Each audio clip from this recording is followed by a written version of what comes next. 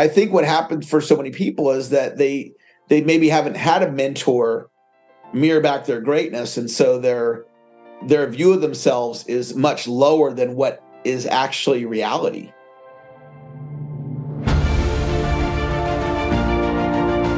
Hello and welcome to the Daily Helping with Dr. Richard Schuster. Food for the brain, knowledge from the experts, tools to win at life. I'm your host, Dr. Richard. Whoever you are, wherever you're from, and whatever you do, this is the show that is going to help you become the best version of yourself. Each episode, you will hear from some of the most amazing, talented, and successful people on the planet who followed their passions and strive to help others. Join our movement to get 1 million people each day to commit acts of kindness for others. Together, we're going to make the world a better place. Are you ready? Because it's time for your Daily Helping. Thanks for tuning into this episode of the Daily Helping Podcast. I'm your host, Dr. Richard, and I am so excited to share our guest with you today. He is just pure awesomeness. His name is Eric Lofholm. He's the CEO of the Being Movement LLC, and he's been in leadership roles his entire life. He began his career in the training industry in 1992, and during the 90s, Eric worked for Tony Robbins for a number of years and then started his own training company in 1999. He's been trained by some of the top trainers in the world, including Steve Hardison, Dr. Donald Boyne, Michael Gerber, and Jay Abraham. He's also an author of 3 books, and he currently lives with his wife, Heather, and his children in Rocklin, California. Eric Lofholm, welcome to the Daily Helping. It is awesome to have you with us today. Dr. Richard, I'm excited to be here and share some ideas with your audience. And so I appreciate the invite. Absolutely. I can't wait because you have been working with some of the most prominent figures in personal development on earth. And I know you've got some pearls of wisdom. But before we get there, I want to jump in the Eric Lofholm time machine. Let's get up to 88 miles an hour and go back. And I want to hear your superhero origin story. What put you on the path you're on today? Well, I years ago was working at McDonald's, going to community college, and you're supposed to go to community college for 2 years. I ended up going for 5 years, and I was a few units shy of that elusive AA degree. So I was not exactly on the fast track to success. And I took a day off of my job at McDonald's one day to go to a real estate and investment seminar. And I was so inspired by the speaker, I ended up quitting my job, dropping out of college, and going to work for this real estate investor, thinking I was going to learn how to make millions of dollars in real estate. And he offered me a sales job. So I was his bottom producer for an entire year. And then I met my sales mentor, a man named Dr. Donald Boyne, who has a PhD in psychology, a really brilliant man and mind when it comes to sales. And with his help and his ideas, I ended up becoming the top producer at that company. And I ended up going from there to go work for Tony Robbins and had a great run with Tony. And started my own training company in the late 1990s. And so I've been training full-time since 1999, helping people all over the world, working on their mind and creating more success in their lives. So I love this. And I couldn't help think of Van Wilder as you're telling me your 5 years in community college story. But, as you said, this is about the mind, right? This is about mindset. So what did Dr. Boyne really instill in you? And I think this is a great place to start. That really started transforming your success. Well, with Dr. Boyne, I was the bottom producer in sales, and I had never viewed myself as somebody that could become successful in selling. And he taught me that selling is a learned skill. And that simple idea can be applied to so many areas of life. Wealth building is a learned skill. Leadership is a learned skill. Social media is a learned skill. And when I was, coming up in my life to that point, I had a self-image that I'm average and ordinary. And so the world occurred for me as me being average and ordinary. And Dr. Boyne smashed that mindset. And really, it empowered me to go, success is a choice. And so I started applying that mindset into different areas of my life, and I carry that mindset to this day. And it really empowers me that I can go and create what it is that I want. I like that you said success is a choice, because it's built into us that it's really not, right? Like most people see it as these turnkey things they have to do, right? We were always taught, oh, you have to go to college and you earn a 4-year degree. And if you go then get a master's degree, you'll make more money than someone with a 4-year degree. And if you get a doctorate or go to medical school, then you make more money than everybody. That's not necessarily true at all. But the systems in place have taught us forever that there's a path to getting there, right? The climbing the ladder, doing all these things. And so I know that 2023 is very different than when you started doing this in the 90s and your, McDonald's adventure. But what would you say to somebody who's listened to this? Maybe they feel a little bit stuck. Maybe they're in a job that they don't love, or maybe they don't really think they're good enough down deep to be able to do just like you felt that you were really just average. What are some of the foundational things that you would tell somebody like that? I think it starts with the question, why do I believe what I believe about me? And when I'll speak for myself, being raised by my mom and dad, and like so many people, my parents divorced. And so I was raised in that environment, and nobody was telling me I was extraordinary. And so I didn't view myself as extraordinary. It wasn't even a possibility, like being extraordinary and excelling, and that wasn't even an option. And if we look at why do I believe what I believe, I'm in my 50s. I've been coaching people now for a couple of decades. And a lot of people are walking around operating from beliefs that were installed in their mind when they were 4, 5, 6, and 7. I'm not good enough. I don't deserve success. I don't have what it takes, etc. And they don't have accurate thinking about their greatness. And so one of the things that I love doing for people is just pointing out how extraordinary they are and mirroring for them who they really are. And that's what my mentors did for me. Dr. Boyne and other mentors, they mirrored for me my greatness. And I was like, oh, that's who I am. Okay.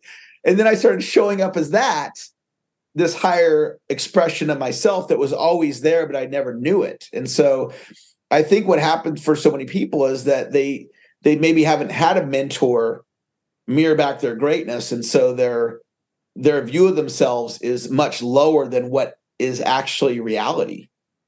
What I love about this, Eric, is there's, of course, scientific knowledge and research behind this, right? Like as you're sitting here describing this, this is straight up Judith Beck, right? That our early experiences form our core beliefs. It all has this kind of, it's like this milieu of science versus practicality, right? But so I want to kind of challenge you even a bit further. So you had your greatness mirrored back to you. So if somebody's sitting in front of you who has no idea what makes anything about them special, what are some of the things you do in talking to people? Because I want people listening to this to be able to do this themselves, to start looking in the mirror and discovering what is so awesome about them.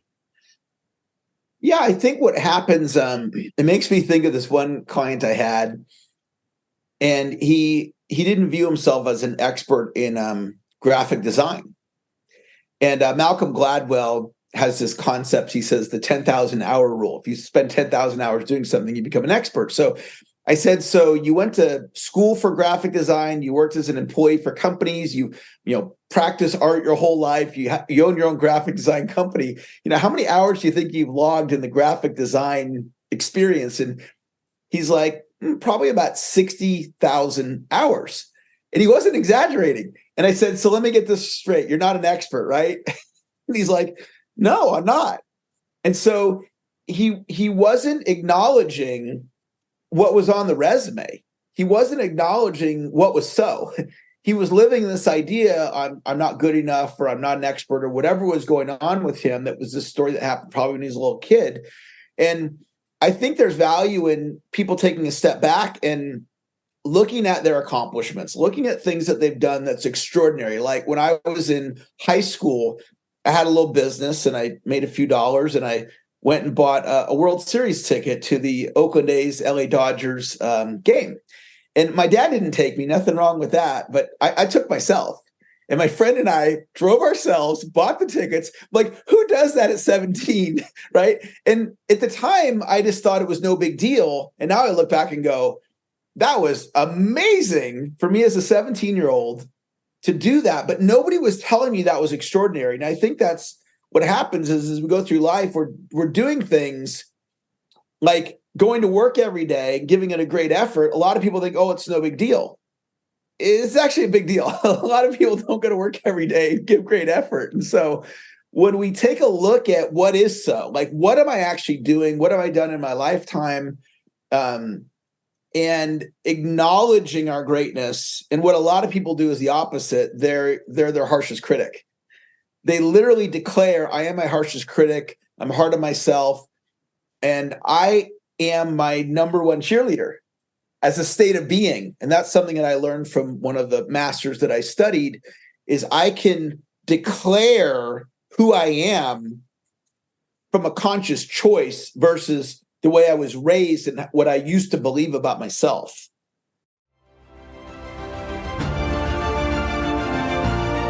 Hey guys, Dr. Richard here. For the past 7 years, I've been privileged to bring you incredible guests who are changing the world and can help you become the best version of yourself.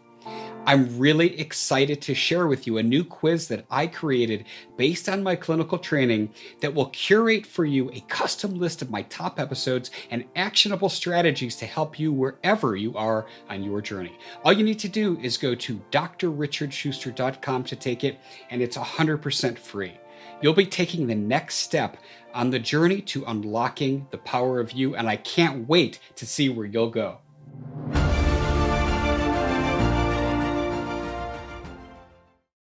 I think of this analogy that I used to use with patients who would say, I'm depressed, or I have a learning disability, or I am dyslexic, for example.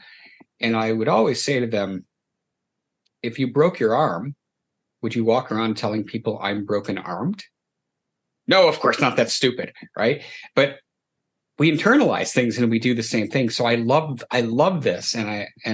So which master, if I might ask, was the one that taught you this? Because this is great stuff. That last idea about state of being is a man named Steve Hardison.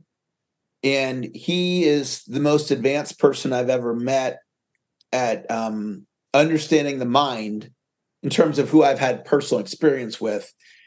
And one of the things he taught me is he said, what's an unuseful thought you have about yourself? And I said, I don't fit in. And I created that thought back when I was a little kid and my parents being divorced, and I never felt like I fit in with my own family. And so here I am in my 50s. And he goes, Eric, you being I don't fit in is like somebody who's anorexic saying they're fat. Like, that is not who you are. I mean, I have a Rolodex that's very expansive. It's not the biggest Rolodex on the planet, but I have a network of people all over the world in the thousands. And it just is not reality, but I was living in that idea. And so he would teach me these different things, and he would teach me that you can decide, who am I being? And then you can decide, who do I need to be in order to create what I want? And that was a very profound shift in thinking. What am I thinking that's creating my current results? And then what do I need to think in order to create the results that I want? And so it created a whole new possibility for me where my current reality in many ways didn't even matter.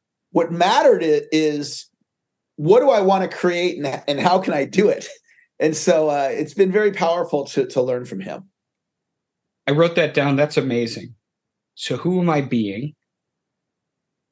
And who do I need to be to create the results I want? Because those are very different. It's almost like, so did you sit there, lock yourself in a room and start writing down like these things. Like this exercise is amazing. It's twofold. It's what you just said, but I'll give you a real world application that I think is a good way to drive the point home for the listeners. So my daughter, who's getting ready to go to college, she's going to be a freshman at University of Arizona. And so at the start of her senior year, she was living with me, and her mom and I are divorced. And so it was the first week of high school senior year, and my daughter was supposed to come home. And I texted her, "What time are you coming home?" She goes, "I'm staying with mom tonight." I'm like, "Oh, okay." Next day, texted her, "When are you coming home?" She goes, "I'm staying with mom tonight. She lives with me. She's staying with her mom." Okay.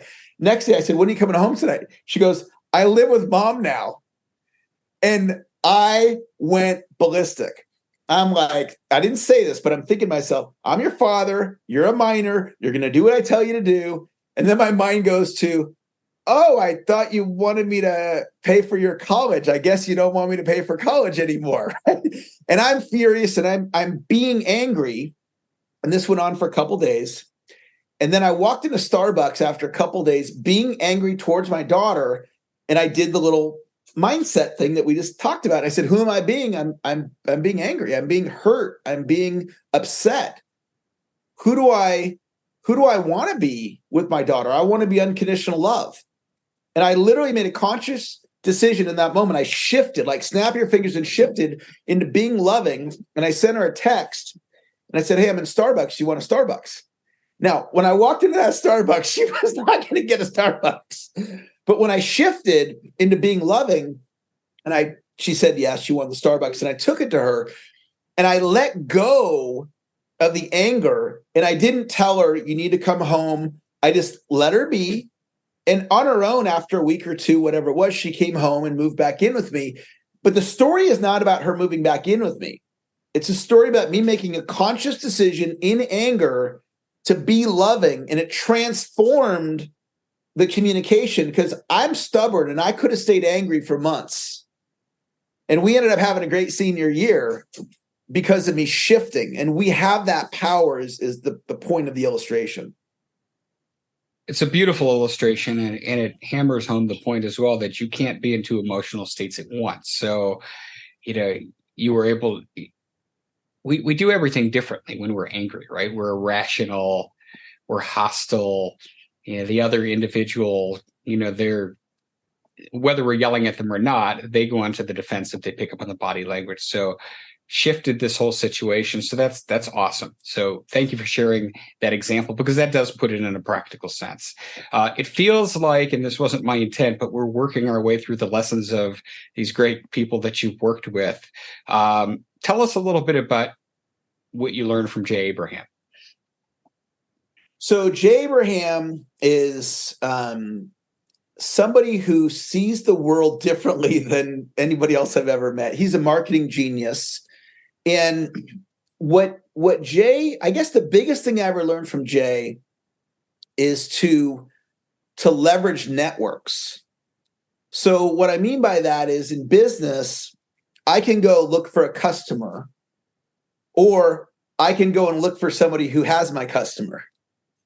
And so an example of that would be, I have this one client of mine in my training company, and he literally has an organization of 20,000 people. So he'll regularly refer me to, not like all 20,000, but he'll refer me to people here and there. And so there's the value of him as a client, but then there's the value of his network, which is a much higher value because it's such an expansive network. And so that is a very different way of thinking that has, I made a lot of different decisions out of that. And for example, in meeting Steve Hardison, who we've talked a little bit about, his book came out a couple of years ago. It's called The Ultimate Coach. And I told him that he needed a Facebook group to support all the book enthusiasts. And he goes, "Well, I don't know anything about Facebook groups." And I said, "Okay, well, no problem. I know a lot about them." And I said, "I'll create it for you. I'll set it up. I'll manage it, and I'll lead it. And you don't have to pay me a penny." Now, why did I do that? Because I knew that was going to create a network. And if I'm running the Facebook group, I'm now the leader of this network. In other words, it's going to up level my exposure to, in theory, thousands of people. So I was getting paid, not by him, but really through marketing. And my brain figured all that out because of what Jay taught me about networks. And so that group now has nearly 9,000 members. It's brought me a lot of business. A lot of great things have happened. So what I learned from Jay was to leverage networks. Awesome. And I'd be remiss if I didn't ask about Tony. Yeah. So Tony's a really interesting guy, extremely intense. And what I learned from him was I used to promote his one-day business seminar called The Competitive Edge. And the team and I that I was on, we sold out the theater at Madison Square Garden. So 5,000 people come to the seminar. And seminar is supposed to end at 5. And Tony, he's, if you ever been or heard, he's jumping up and down the whole thing for till 8 o'clock at night, right? Like if it's my seminar and we end at 5, we end at 5. Tony goes till 8.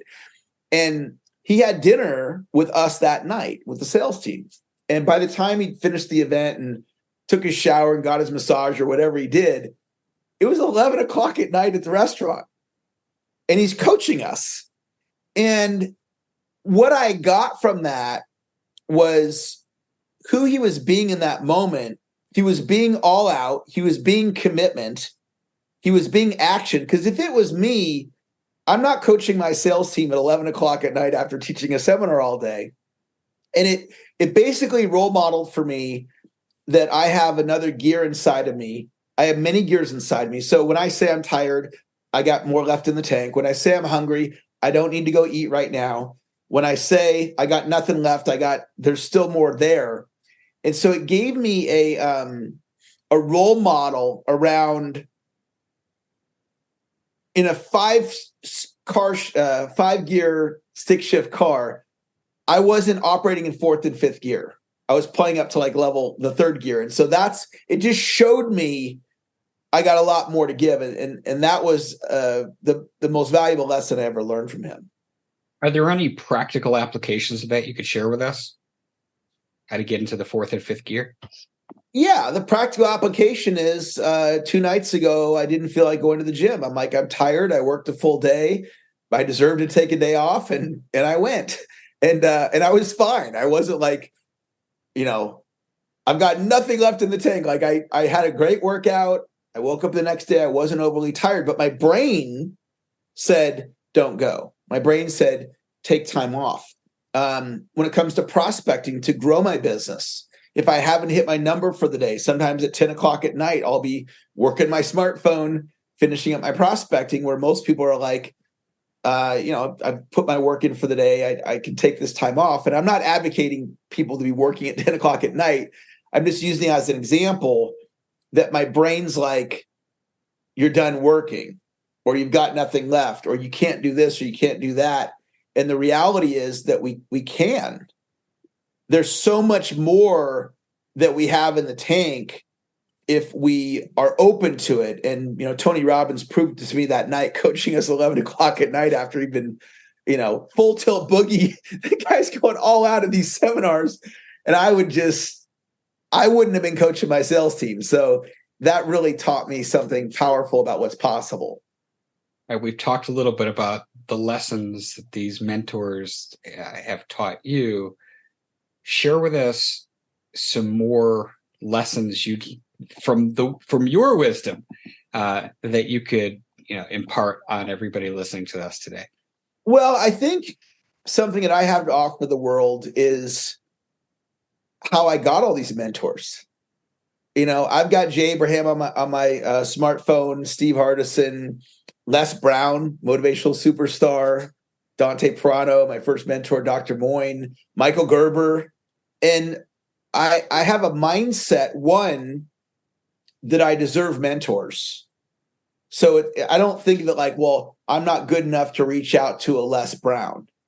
And I honor my mentors in how I relate with them, how I communicate with them. I'm going to say something that's obvious, but a lot of people don't understand this.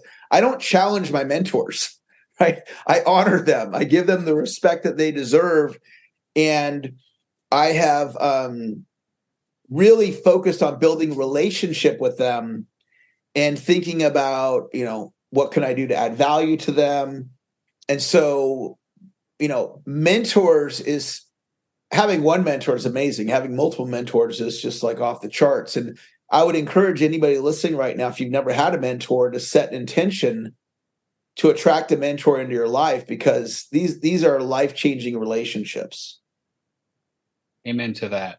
Absolutely. I think that's probably, in all the years I've been doing this, when I talk to high-level achievers, almost every time, mentorship. So that's so well said. Perfect. Well, this time together, Eric, has flown by. I knew that it would. Your energy did not disappoint. I'm sure you'll be jumping up and down for at least 5 more hours, maybe even more today. As you know, I love to wrap up every episode by asking my guests just this one question. Eric, what is your biggest helping, the single most important takeaway you'd like somebody to walk away with after hearing our conversation today? Well, I want to reinforce something that I talked about earlier, and that is to have accurate thinking about your greatness. And so when you think about yourself, like, what are your natural gifts and talents? What is it that what skill sets have you developed that you've been trained in? What are the things that you've accomplished that you can really acknowledge yourself on? And Napoleon Hill from Think and Grow Rich, when he was alive, talked about accurate thinking. And so I love to have accurate thinking about your greatness. And that's what I'd like to leave your listeners with. Perfect. Eric, tell us where people can find out more about you online and connect. Great way to go is beingmovement.com. And there's all kinds of great free resources if you're interested in learning more about being. And then my name, I'm the only Eric Lofholm on the planet. So if you Google Eric Lofholm, I'm on all the social medias, Facebook, YouTube, Instagram, LinkedIn. So if you're a social media person, I'd love to connect with you on social media. Awesome. And we'll have everything Eric Lofholm in the show notes at thedailyhelping.com. Well, Eric, this time flew by. Thank you so much for joining us and spending some time in the Daily Helping. I loved our conversation. Thanks, Dr. Richard. It was great to be with you and your listeners today. Absolutely. And I want to thank each and every one of you who took time out of your day to listen to this conversation. If you liked it, if you're inspired, if you learned something from it, go give us a follow on Apple Podcasts and leave us a 5-star review, because that is what helps other people find the show. But most importantly, go out there today and do something nice for somebody else, even if you don't know who they are, and post it in your social media feeds using the hashtag #MyDailyHelping, because the happiest people are those that help others.